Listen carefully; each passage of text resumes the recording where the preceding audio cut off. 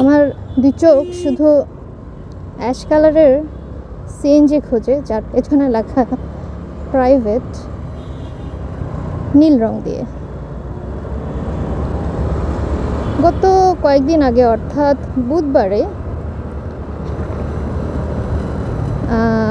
গত মে মাসের আর কি বুধবারে, সম্ভবত কত হবে 28 তারিখ, আমার এক ফ্রেন্ড তার নানুর দেয়া চশমা, খুব প্রিয় একটা চশমা ছিল তার, সেটা সে হারিয়ে ফেলেছে সিএনজিতে।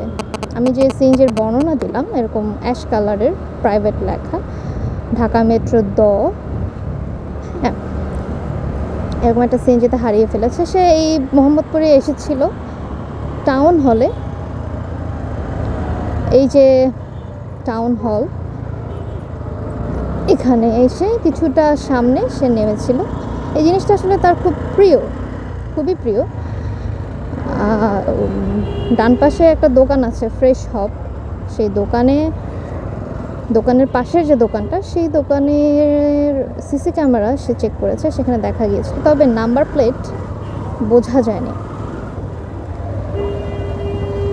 তো যে কারণে সে এটা পায়নি এখন পর্যন্ত। কিন্তু আমার মনে হয়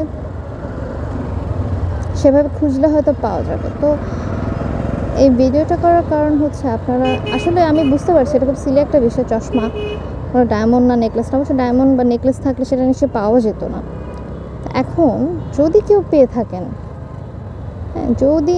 পেয়ে থাকেন, তাহলে প্লিজ আমাকে কমেন্ট করবেন বা নক করবেন।